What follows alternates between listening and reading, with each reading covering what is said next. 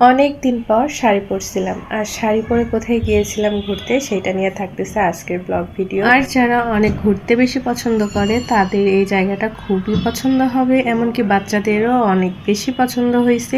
তো কোথায় গিয়েছিলাম তা জানতে হলে সম্পূর্ণ ভিডিও দেখুন। হ্যালো এভরিওয়ান, আসসালামু আলাইকুম। আজকে বড় ছেলের আবদারে শাড়ি পরছি। সে আমাকে হঠাৎই বলে যে আম্মু আজকে তুমি শাড়ি পরবা। শাড়িতে আমাকে কেমন দেখাচ্ছিল কমেন্ট করে জানাবেন। আর আজকে আমরা যাচ্ছি বিমান বাহিনী জাদুঘরে। বাচ্চাদের পরীক্ষা শেষে সবাই আসছে বেড়াইতে ঢাকাতে, তো বাচ্চাদের অনেক আগ্রহ যে ঢাকাতে কি কি আছে সেই জায়গাতে যাবে। আর আমার ঢাকাতে আসার পরে কোথাও বাইরে যাইতে মন চায় না, কারণ আমার জ্যাম দেখলে অনেক ভয় লাগে, শরীর খারাপ করে। তো আপুর বাসা থেকে এই আগারগাঁও বেশি দূরে না, যার কারণে আসা রিক্সাতেই আসছি। এখানে মাত্র আসতে আপুর বাসা থেকে 50 টাকা নিছে।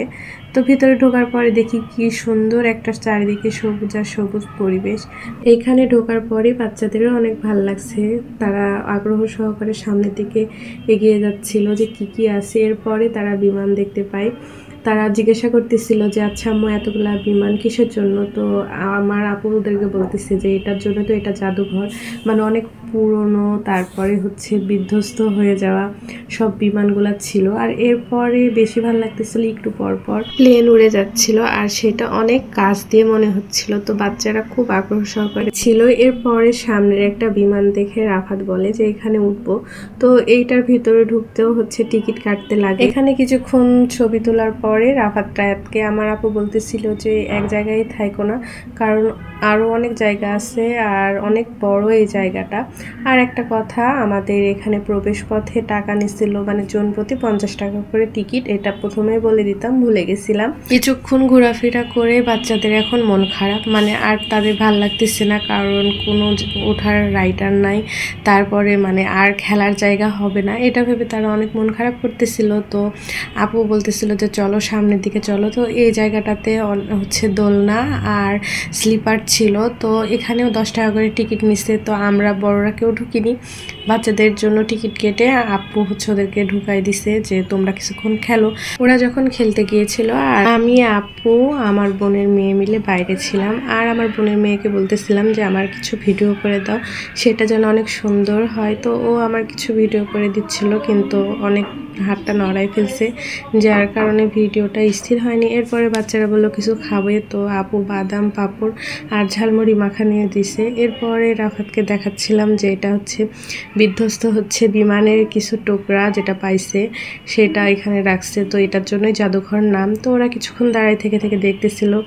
দেখার পরে সামনের দিকে যাইতেই ওদের একদম মুড, মানে রাফাতের আর একটুও ভাল লাগতেছে না এখানে থাকতে, যে এই সামনের দিকে আসছে।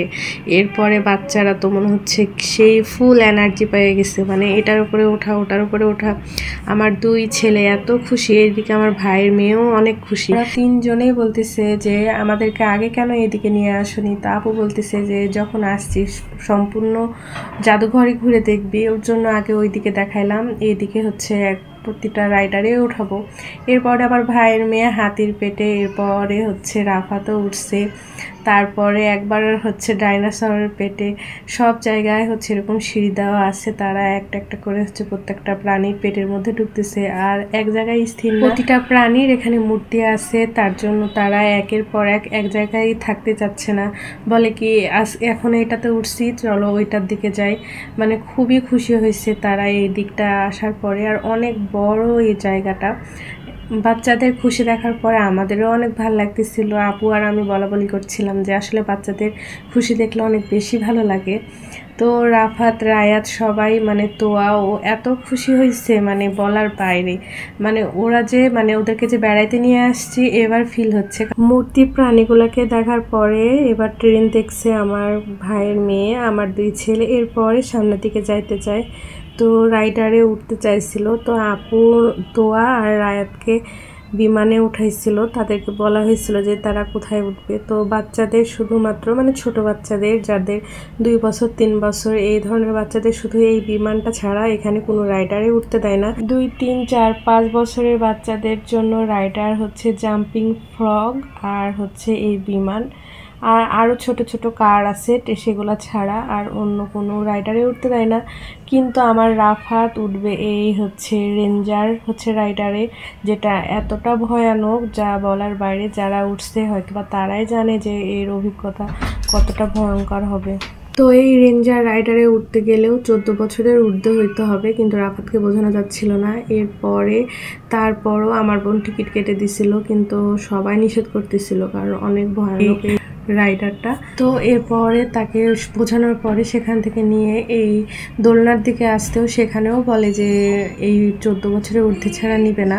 তো রাফাত খুবই মন খারাপ করছে, সে তো রীতিমতো অনেক রাগ করছে যে আমি কোনো রাইডারেই উঠবো না। এরপর তাকে বোঝানোর পরে জাম্পিং ফগে উঠাইলাম, এরপরে আমাদের বাসার দিকে রওনা দিছি। এই ছিল আজকের ভিডিও। সবাই ভালো থাকবেন, সুস্থ থাকবেন। ভিডিওটা ভালো লাগলে লাইক কমেন্ট শেয়ার করে পাশে থাকবেন। আর নতুন নতুন ভিডিও পেতে আমার পেজটিতে ফলো দিবেন। আল্লাহ হাফিজ।